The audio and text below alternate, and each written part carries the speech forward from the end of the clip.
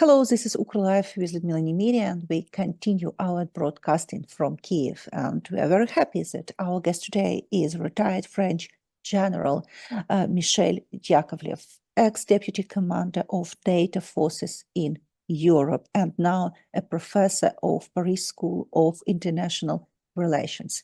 Let me tell some additional words about General Yakovleff.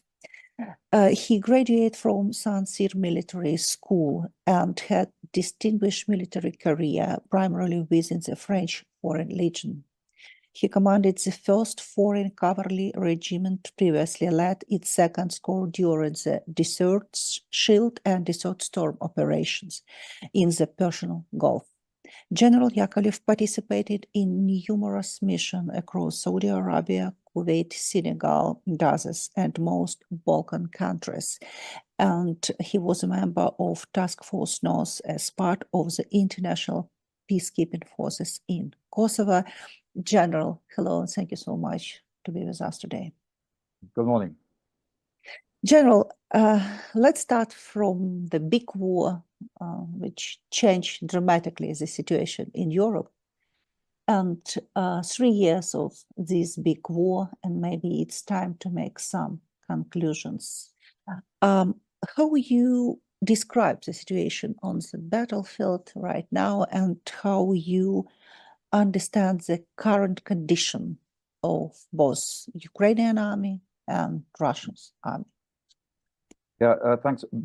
Before I answer, I've got to say I have no access to military sources on either side, Ukrainian or Russian. I don't have access to intelligence sources in France or anywhere else. So what I say is my assessment from what I get from media. So, which means that essentially I'm not very sure of what I say. I do a reading based on what I can get in open sources. There may be manipulation, there may be disinformation, there may be holes in the information, okay? So what I say is my assessment, and if I'm told that it's not that, it's absolutely not that, okay, I have no way to say so. You know, I don't have access to US satellites.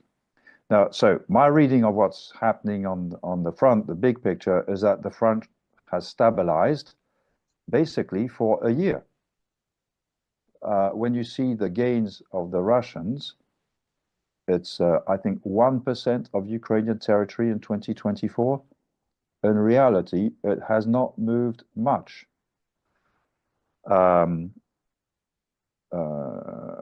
And for example, the Russians have not expelled the Ukrainians from the Kursk Oblast yet. And it started in August last year. So in essence, the situation on the ground is what we call stalemate. There may be small changes. It's stalemate to the advantage of the Russians because they are exerting pressure and Ukrainian forces are resisting to pressure. But that's the only measure of advantage the Russians have on the front. I perceive both armies as exhausted on the front line, both armies. And the Russians, it looks like there's much less activity on the front for the past 2 or 3 weeks. My assessment is that it's not a deliberate choice by Putin and his generals. It's because basically he has no one else to throw at the front. They expended all they had throughout the voting period in America. And after and before the inauguration of Trump, the Russians threw everything they had as if they were running a 400-meter race at the Olympics and not as if they were doing a marathon, which means that now my assessment is that they are exhausted. That's on the front line. On the and the Ukrainians also, by the way. On the in the air, if I dare say, the Russians have developed their strike capability and are striking, it seems to me, more and more since 1 month. I suspect that's because their industrial production is delivering much more than last year. So more strikes, I regret, I think, are on the way. Industrially speaking, the Russians have increased their production. On the other side, the Ukrainians have developed capabilities for deep strike, which are damaging the Russian economy. So it's not you know, an even battle between both sides. But I wonder by 2025, I'm not sure that the current disparity in deep strike, which is greatly an advantage of the Russians, I wonder if it won't even out progressively. And then there's the one front that everyone forgets, which is the Black Sea, where Ukraine has won the war. The Russian fleet is not in Sebastopol anymore.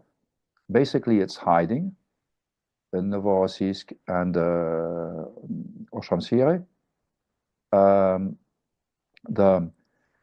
So any ceasefire that would be based on realities on the ground would also have to take into account the Black Sea. It is part of the picture.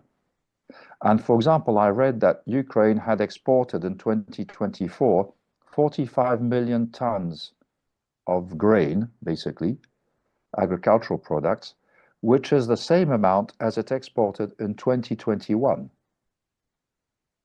So not only has the Black Sea been pushed out, almost out of the Black Sea fleet has been almost pushed out of the Black Sea, but Ukraine has recovered its ability to trade through the Black Sea.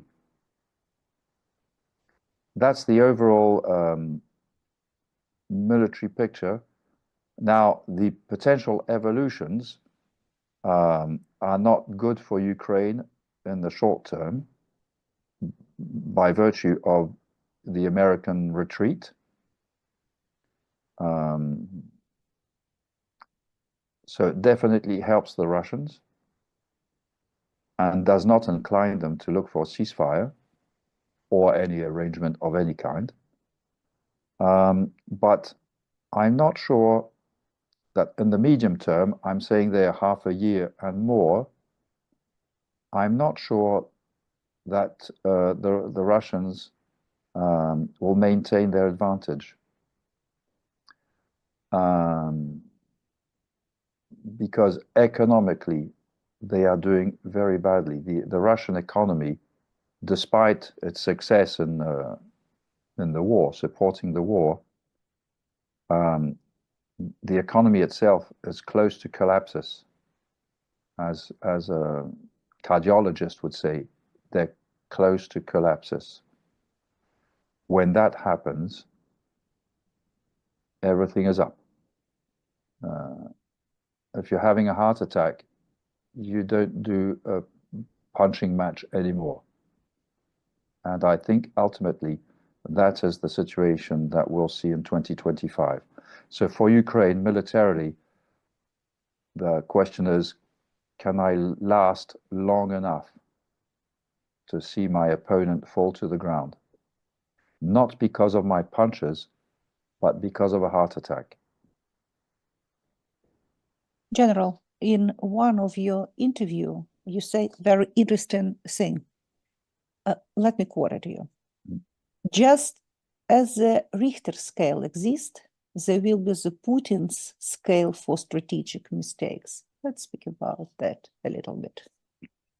Yes, the Putin scale for mistakes, you know, a one Putin is the ultimate, I mean, zero Putin is no mistake, you're doing very well.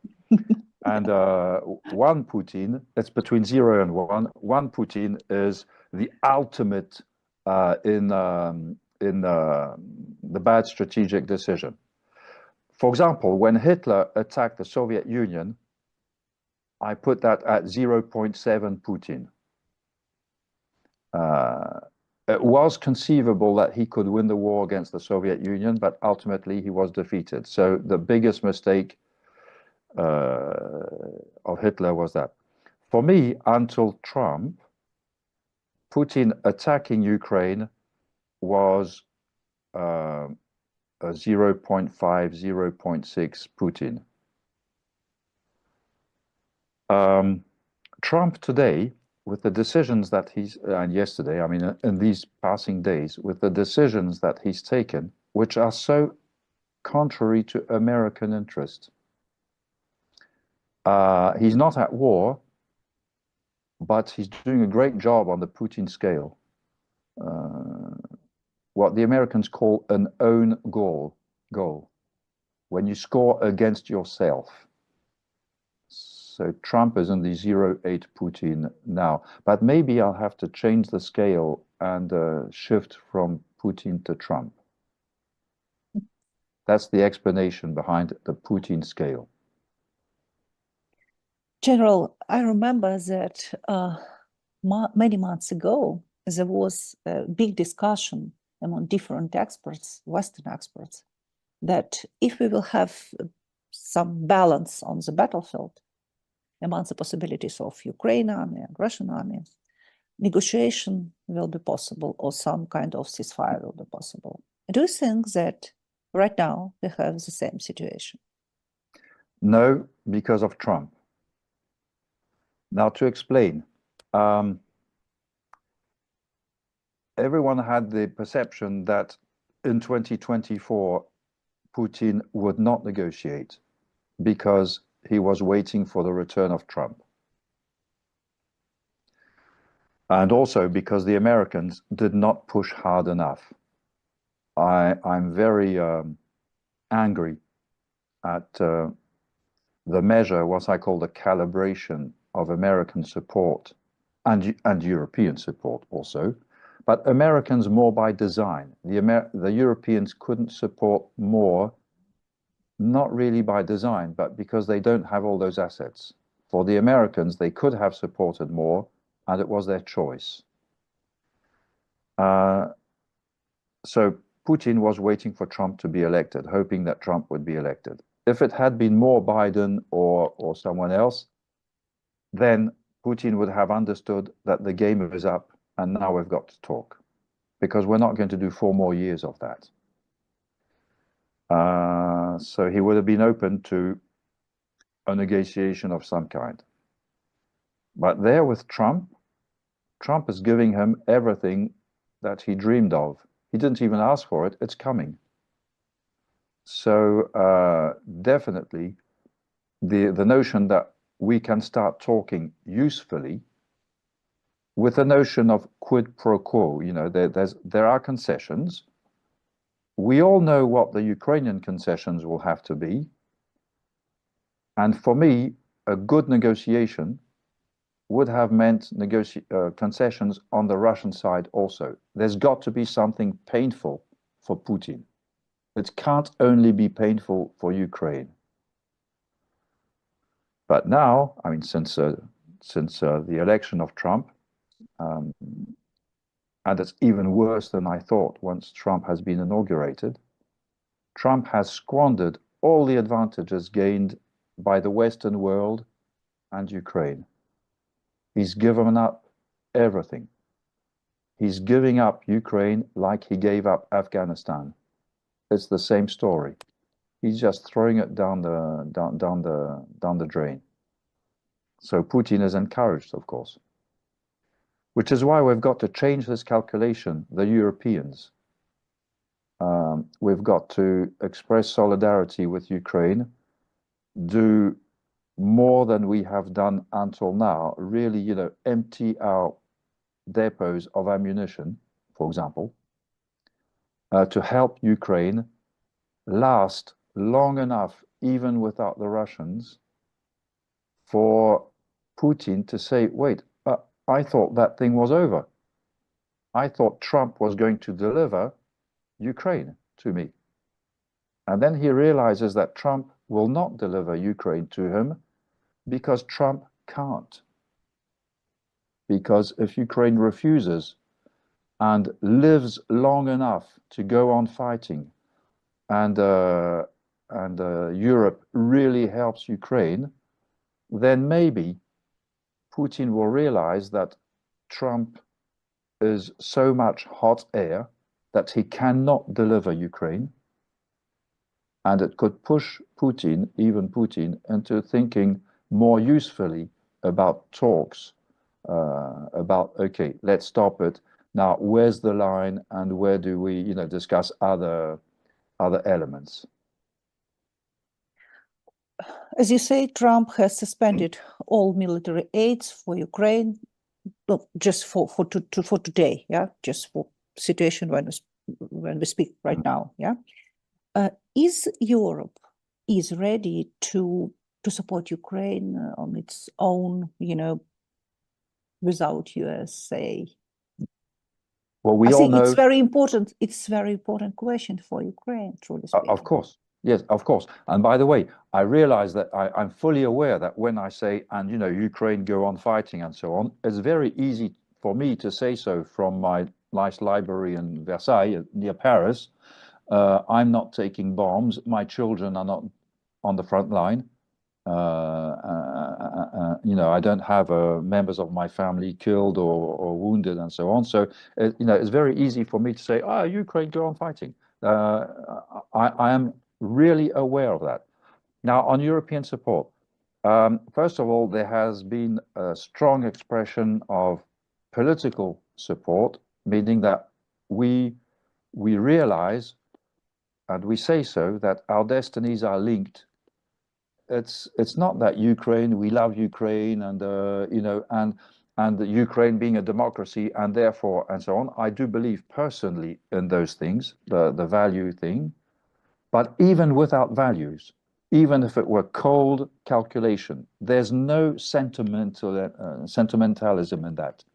Even though with that, Ukraine is part of Europe. What happens to Ukraine is of importance to us because Putin's vision is far beyond Ukraine. Ukraine is a pretext. It's a beginning. It's not the whole story. The whole story is us, Europe. Now, the Europeans have realized that, but not really faced the consequences of that, in the sense that, oh yes, our destinies are linked, and therefore we're very glad that Ukraine is doing that fighting for us, which is a bit unfair on Ukraine. So now the Europeans, I think, most of them, now not Orban, okay, but he's a Russian agent, that's another story, but other than that, the Europeans, I honestly believe, are putting their act where their words are and cranking up support of Ukraine. Now, there are things that America provides that we cannot provide or not in those quantities. For example, Patriots, well, they're built in America. They're made in America. Now, it's not only Patriots that can intercept nasty stuff. There's a SAMT, the IRIS, the NASAMS. They are systems that have done very well and that are not necessarily American. Now, we don't have enough. We don't have as much as America, but still it can help. Deep strike also, to a certain degree, we can help with some of it. And then ammunition for artillery. Well, it looks like we're going to produce more ammunition than America this year. So hopefully it will help Ukraine.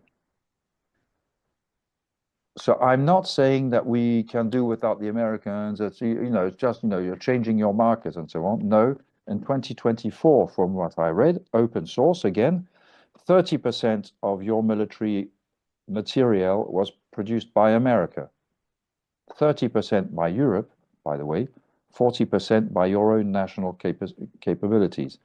And the calculation is that in 2025, Ukraine, produce 50%, half of your requirements. So if Europe cranks up, we do more than the 30% of last year. You know, if we crank up by half, it means that the overall picture will be of a gradual replacement of American support, except in one thing that is very painful: air defense, missile defense. That is true. We are producing a missile, the SAM-T, that is capable of intercepting missiles. There have been successful tests, but they're not there in Ukraine in quantities for some time yet. But it should be enough for the front not to break. And that's the main thing for Putin. If the front does not break, then Putin is left with going on bombing Ukraine. Okay, and where does it take him? Beyond the suffering on Ukraine, it doesn't take him anywhere. NATO has 3 years for be prepared for big war with Russia. And in that case, 2 questions.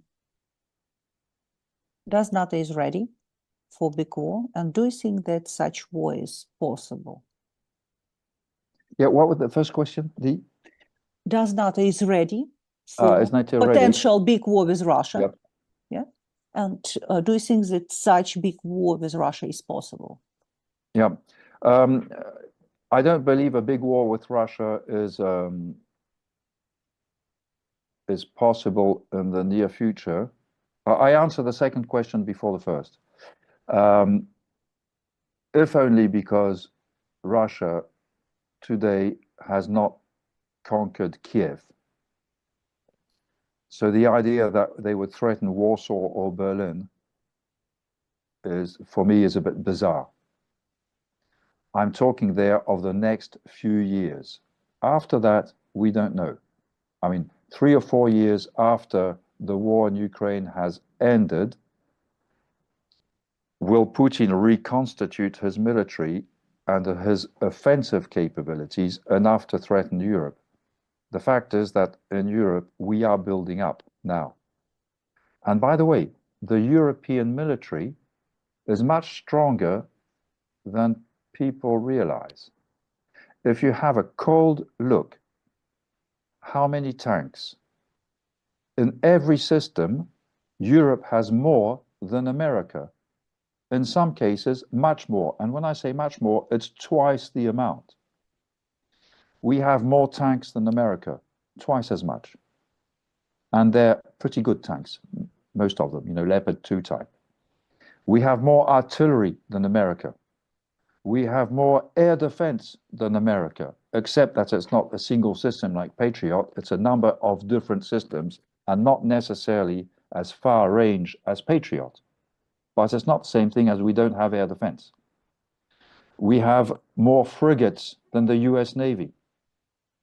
We have, so I don't count nuclear submarines. The Americans have, if I remember well, 14 nuclear submarines, you know, with missiles, what they call the boomers. And the French and the Brits have a total of 8.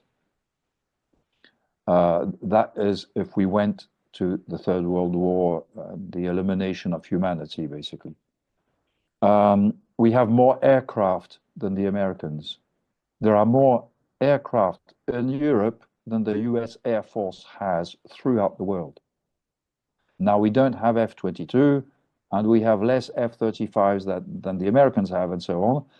But compared with the Russians, we have a large amount of aircraft that are superior to the Russian aircraft for radars, missile systems, and so on. So in reality, Europe, it's not a military power because it is a fragmented power. Mm-hmm. But if we just looked at the figures, and if we had a single general and headquarters commanding all that, it is a real military power, Europe, the Europeans.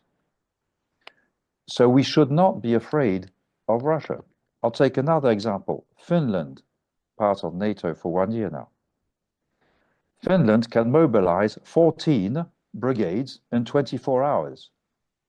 That is the equivalent in number of brigades of what was the Western military district of Russia before it burned in Ukraine. So I met the Finnish chief of defense during my NATO years. We had a discussion, and that was before, it was after 2014, something like 2015. And he was not a member of NATO. They were close to NATO, the Finns, by the way. And he said, you know what, we don't fear the Russians, the Ukrainians. We don't fear them. You know, our military power is enough to make sure that we are such a pill to swallow that they won't try it. The population of Finland is about the equivalent of the population of the 3 Baltic nations. So in reality, if Finland can produce 14 brigades mobilized in 24 hours, why would the figures not be 14 brigades between the Estonians, the Latvians, and the Lithuanians? If they took the same type of organization as Finland, they could have an army as large as the Finnish army. And we, the Europeans, would take care of the high-end items, you know, air defense, long-range artillery, and so on. So the Baltics are currently increasing their defense by much. So why I'm saying that is that within 3 or 4 years, why would we be afraid of Russian military? I'm surprised. We shouldn't be. Which gives me every reason to say that in the meantime, we've got to do our best to help Ukraine. Not only, for me, the first reason, because of values, because you don't do that to a neighbor, because Ukraine is a democracy and a strong nation worthy of becoming a true member of the European family. That's the moral and sentimental thing.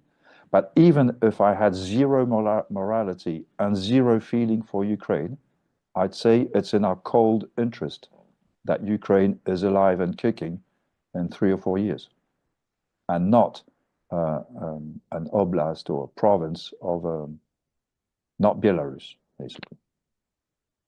I don't know if that was the question. Sorry about that. Yes, NATO. So will NATO have the capability? The first question. Well, yes, NATO is reforming very deeply, and people don't realize how much it is reforming. But then the big question since last week has become, what is NATO without America? Great question. Yeah, it's my next question for you. Yeah, and I am extremely concerned. For me, Trump is killing NATO. What's happened on the 28th of February with your president, beyond the horror story,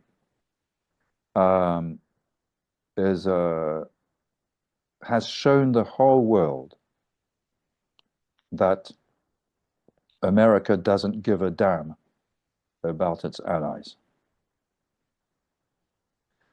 And that message has been, since Friday last week, it's been moving heads, big way, in Europe. I'm really concerned. I think even if Trump goes to the summit in June, I think, and says nice words about NATO and forgets what he said about NATO, because he's very good at saying, did I ever say it? No, I never said that. You know, Zelensky dictator, did I say that? No, I didn't. You know, I can show you, I can show you YouTube where you said that. Oh, I didn't say that. Even if he's that forgetful, the shock is there. It's just like if my wife realized that I had cheated on her. And after that, I tell her, but I love you and we'll finish our lives together, and in 20 years, we'll still be together. Don't worry, and so on. Well, okay, but the shock is there. That will never, never be forgotten. nor forgiven, by the way. So it's a real problem for NATO. So NATO technically, until last week, was doing great, by the way. Until the election of Trump, NATO was doing great. It had been reinvigorated. Everyone said, our great alliance, the most successful alliance in history, the transatlantic link, a band of brothers. Finland and Sweden have joined us, and so on. And therefore, NATO is the strongest alliance in the world. Trump, for no perceptible reason, has destroyed all that. So now we've got to restore conventional deterrence in Europe, which does not depend on America. If the Americans are there, so much the better. If they are not there, we're still ready to do it.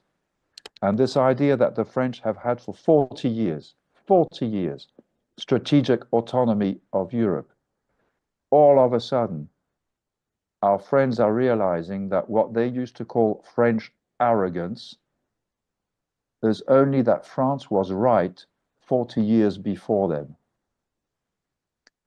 That was my big joke, by the way, when I was in NATO. I told the guys I was in French uniform. You always say that the French are arrogant and so on. And I say, no, no, no, no. The French are very modest. They are modest and honest people, you know, and we don't bully people around and so on. It's just that we're right. That's not arrogance.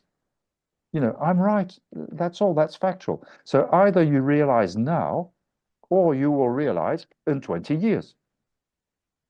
In 2003, the French and the Germans, by the way, were right to tell the Americans, don't do that to Iraq. And we're still paying for the consequences now. That's not arrogance.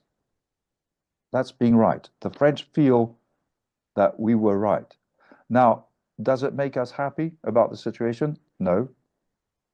I would prefer to be wrong and NATO to be strong. In this case, I am right, and I don't like the situation as it is. But at least we're working at it. I think Europe is going to become a power again. Europe saw itself as a market, not as a power. It's got to become a power again. Not to boss the world around and to tell everyone in Africa or India or, you know, do this, do that, you know. No, no, no. But just to make sure people don't mess with us. And for me, a natural place for Ukraine is in Europe. Whether NATO or not is another story, but in Europe for sure, and with European guarantees for sure. General, now we see the rapprochement of France and Great Britain. Do you think that it could be some basis for some military alliance or maybe even for creation of European army one day if something will happen with NATO, for example? Because we remember that President Macron started this discussion about this European army maybe in 2018, Yep. approximately in that time. Yep, I don't believe in the European army. I do believe in European defense. Now, the rapprochement with the UK, in reality, on the economic and institutional front, Brexit and all that, yes, we were opposed. We did not believe Brexit was a good idea, and so on. But we always remain aligned strategically. We have an alliance with Great Britain. There's the Lancaster House. It's a treaty, the Treaty of Lancaster House. It's a treaty that was signed in 2008 or 9, I think. Mm-hmm. And for example, we share nuclear development capabilities with each other. It's very, very close, our nuclear cooperation. They do experiments on facilities in France, their own experiments on our nuclear testing facilities. And we have the CJEF, Combined Joint Expeditionary Force, which has been in existence for, well, 10 years, 15 years now. It's in the UK. It's commanded by a UK general. His deputy is a French general. I know pretty well the one who was the deputy before. No, he's not deputy anymore, but and we've always had very close cooperation, military, with the Brits. So it's not rapprochement. It's a domain where UK and France, even during the worst hours of Brexit, remained very close. On the military side, we've always been very close. And it was an agreed proximity at the political level on both sides. Even Boris Johnson would fulminate against Macron and maybe detest him and consider us a rip-off, and a hard Brexit and all that. So there would be a lot of huffing and puffing. But at the military level, there was an agreement between the Prime Minister and the President. At the military level, we remain very close. Actually, it's the closest military relation we have with anyone in the French. And it has been for 40 years. Very close. Since Blair and Chirac in '98, the Saint-Malo Declaration and so on, we are very close. And we tried together to pull Germany with us.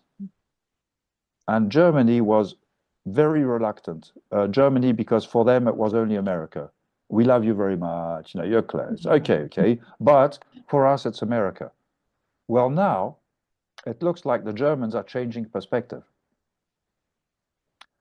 And also, behind Germany, there's Poland. Poland is growing an army. So today, the army of Poland is not yet the strongest army in Europe in reality, but within 1 or 2 years, it will be. And the Polish army is becoming a very large army, a serious army. And our other friends, Italy, Spain, the Netherlands, Belgium, they have smaller forces, but they are competent and we know how to operate with each other. So all the blocks for a real serious European, a European army, it's not a European army in the sense that we'd have the same uniform and the same pay grade and a single military academy for our officers. You see, we're not there. I'm not sure we need to be there, by the way, but thanks to NATO, we know how to operate and fight together, and we've done it. So you started with the rapprochement. Please, whatever you use in the interview, I insist it's not a rapprochement. We've never been far away. And we are even stronger together now because of the departure of the Americans, basically. So it's, in that respect, the departure of the Americans is not good news for anyone. But it's an opportunity for Europe to exist.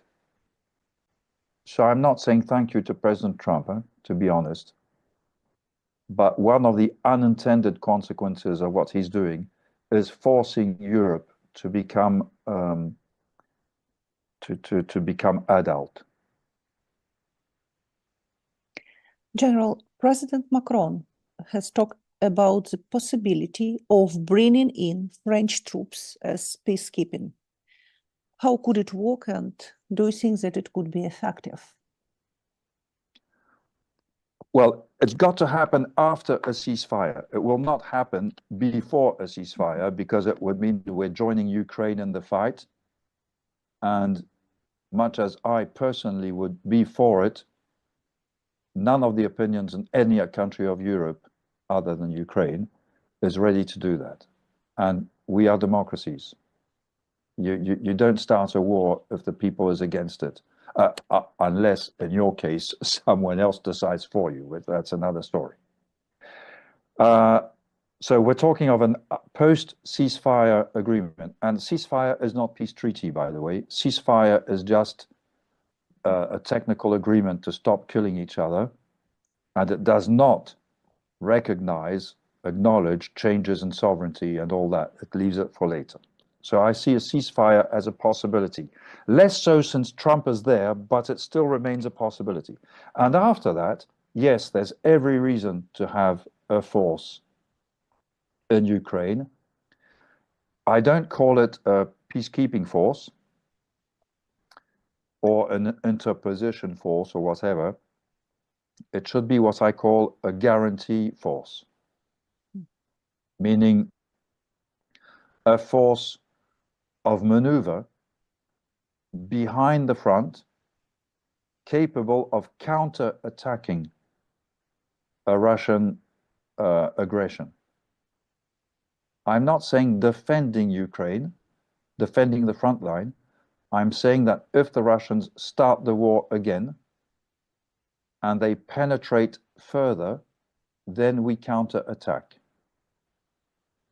So it's, technically speaking, it's a counter-attacking force. So it's a maneuver force. Tanks, artillery, engineers, air defense, logistics, infantry fighting vehicles, blah, blah, blah, electronic warfare, the whole kit. And it's got to be sizable enough to counterattack a Russian penetration. In my military assessment, we are talking of at least one NATO division, 20,000, kind of. And personally, I'd prefer more.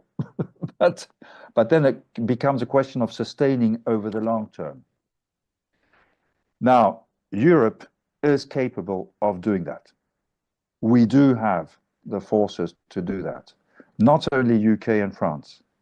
So having partners with us, allies, friends, would help us in terms of credibility, political buy-in, and also in terms of sustainability, in the sense that if the share of a 30,000 strong force, if the French share is 8,000, it's easier to sustain over 20 years than if it was 12,000.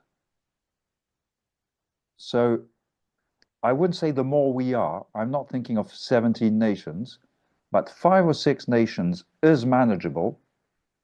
And it means that each of us has a fair share compared with the size of our country and of our military, and we can sustain it, I would say indefinitely, but we're not thinking of an 18-month story. Now, one very important aspect of a force in Ukraine is that we would need to own Ukrainian sky. You don't deploy a force if you don't have air superiority. End of story. Even though we know today that with all that air defense and drones and so on, flying aircraft over Ukraine is complicated. But we would have, but that's because the Ukrainian Air Force, to start with, was not very strong. And we do have the air forces in Europe to, in effect, have a credible no-fly zone over Ukraine, in the sense that we have enough air forces and quality aircraft and pilots to make sure that the Russians will not try it. And it means, for example, that a Russian aircraft flying over in Russian airspace and delivering a missile towards Ukraine from a distance of 100 kilometers of Ukrainian airspace would be engaged by a French aircraft flying over Ukraine. We would not fly into Russian airspace, but we would not hesitate to shoot missiles, air-to-air missiles, into Russian airspace.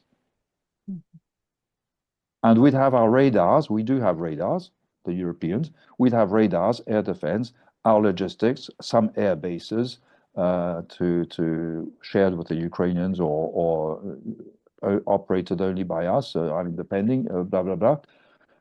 So, integral part of a land force is a no-fly zone over Ukraine, and that's why Putin doesn't like the idea. By the way, more than the land force, it's the air protection. What Ukraine has been asking for since February 2022 would happen.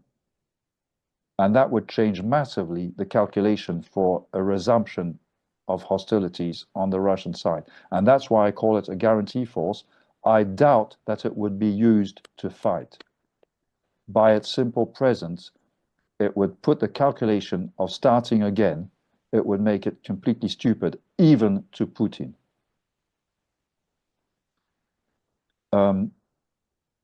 So that's about the force. It's not interposition. It's not peacekeeping. It's not defense of Ukraine. It's a guarantee that after a ceasefire, the ceasefire will hold. And opinion in France is growing supportive to the idea. Macron has been talking about it long enough for people to realize he's talking seriously. The Brits are talking seriously. It's not only for show. We are, and the discussions. For example, the Italians have a real army, by the way, smaller than the French, but it's capable, and they have very good assets, and they have modern equipment and so on. You know, I don't discount the Italians. And for the Italians, we all know that Meloni is not extremely enthusiastic about contributing directly to war in Ukraine, but if she's given the perspective of, look, we're going to do this thing. So either you come or you don't come. It's your choice, my friend. If you don't come, it means that you're not relevant in the military landscape of Europe. It means you have an army that you're not willing to use. You are not part of the war-fighting European nations. I think that's a real argument for the current government in Rome to contribute more than a symbolic force, because they will want to remain part of the serious nations in Europe. Same applies to Germany, of course. Now, the Poles have said that they wouldn't do it, but there's reason to that. They have their own front line. I can understand.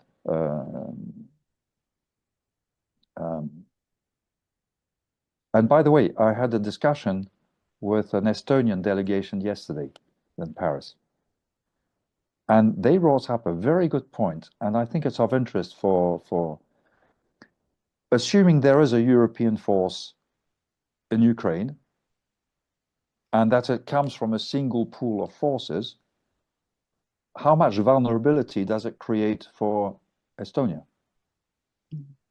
Because the force that is in Ukraine is not in the Baltics, correct? Mm-hmm. We have a single set, so if you take that bunch and put it there, then it's not available for there. I think that's a very good it's a very good point that we need to address. And I was surprised by the question, and I thought, ooh, that's a worthy question. And my point is that just as Europe has a single set of forces, so Russia has a single set of forces. So if Russia starts again a war in Ukraine, it's not going to start it in the Baltics. And we need to have in the Baltics enough of a guarantee to make it painful for Russia to consider a two-front war. So, but it is a really worthy question. And me, as a military planner, I have the solution. I told them, by the way, I won't give it here in an open public, but there is a solution that depends on European assets enough to reassure the other parts of the line, let's say, that even if Europe has a big commitment in Ukraine, it is not detrimental to the security of the others. The solution I mentioned apparently satisfied my Estonian counterparts. But Now, I'm not doing military planning anymore, you know, so, but you know, and these are assets that we have. General, thank you so much. Thank you so much to be with us today. Thank you. Okay, well,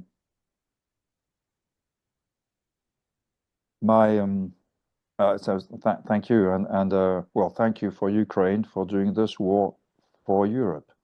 I've said so from the beginning. You are fighting the war for us, and I was always disgusted that we didn't do more for you from 2014 on, by the way, not 2022.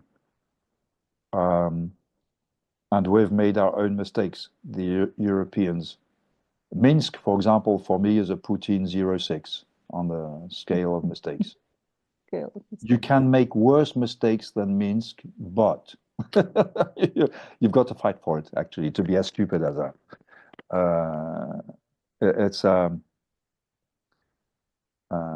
But Europe is waking up. That is to the advantage of Ukraine. And I think that the Russian regime, Putin, is closer to failure than we realize.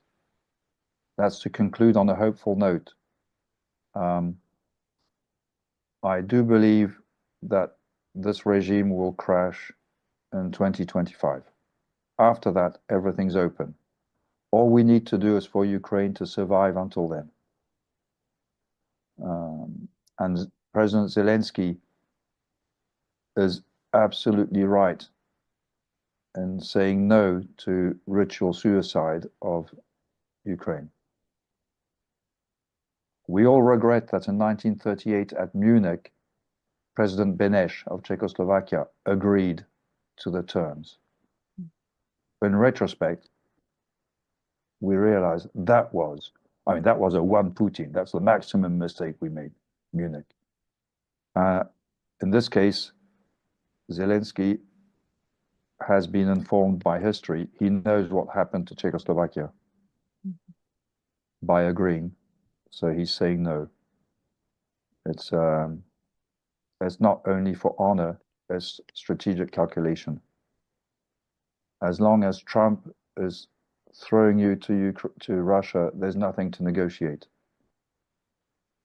Trump is doing a deal and you're fighting for your life. It's not the same story. Yeah, sorry for that. Thank you so much. Thank you.